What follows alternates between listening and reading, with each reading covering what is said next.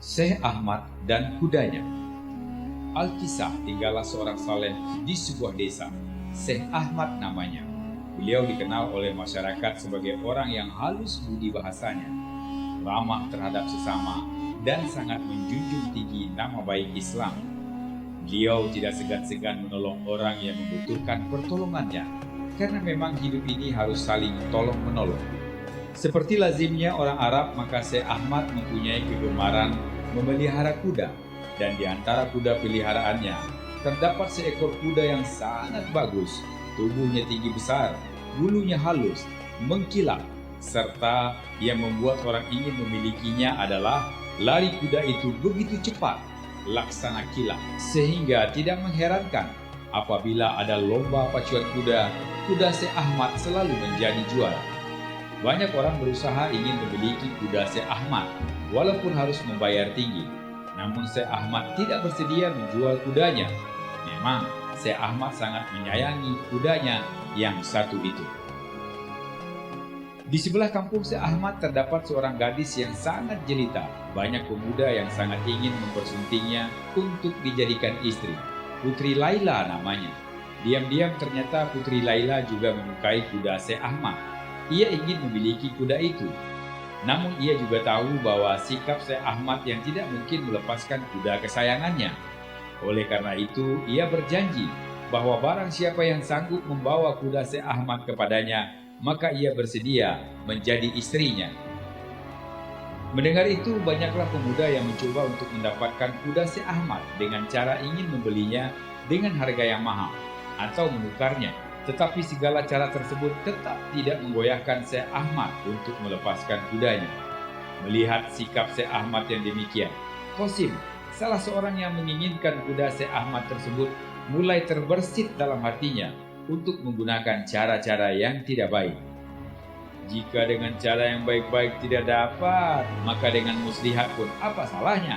Demikian kata Qasim dalam hatinya. Lagi pula cintaku pada Putri Laila sudah demikian besar, jadi demi cinta apa salahnya saya menipu?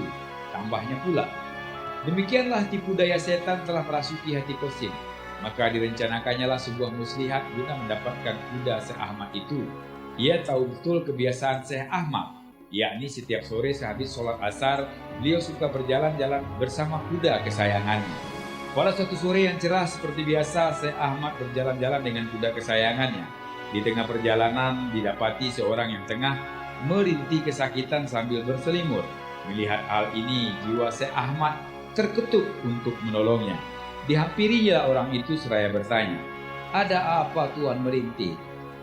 "Oh, saya sakit Tuan. Dapatkah Tuan menolong saya mengantarkan ke kampung sebelah?" jawab orang itu. Syekh Ahmad mengangguk. Diangkatnya orang itu ke atas kudanya. Dituntunnya kuda itu pelan-pelan. Tiba-tiba orang itu berkata, "Tuan, selimut saya tertinggal. Tolong Tuan ambilkan." Syekh Ahmad segera beranjak meninggalkan orang itu. Begitu Syekh Ahmad pergi, orang itu segera menggebrak kuda Syekh Ahmad. Syekh Ahmad tersadar bahwa dirinya telah tertipu. Dari kejauhan, orang yang ternyata Qasim itu dengan bangga berseru, "Lihatlah Syekh Ahmad, akhirnya saya berhasil memiliki kuda Tuan." Qasim tampak girang. "Dengarkan saya dulu sebelum Tuan pergi," seru Syekh Ahmad. "Ya, katakan saja dari situ," kata Qasim. "Dengarlah bahwa saya tidak menyesal kehilangan kuda itu. Namun tolong jangan Tuan bercerita bagaimana Tuan mendapatkan kuda itu. Karena menipu adalah perbuatan rendah dan kotor, dan saya tidak rela nama baik orang Islam dicemari dengan perbuatan itu," teriak Syekh Ahmad lantang. Mendengar ketulusan Syekh Ahmad yang demikian itu, hati Qasim tersentuh. Walaupun wajah Putri Laila yang cantik jelita membayangi dirinya, namun kesucian dan ketinggian Islam tidak boleh ia cemari. Bukankah seorang muslim pantang menipu saudaranya? Maka diurungkanlah niatnya untuk membawa kuda itu. Lantas ia berbalik, seraya menyerahkan kuda itu.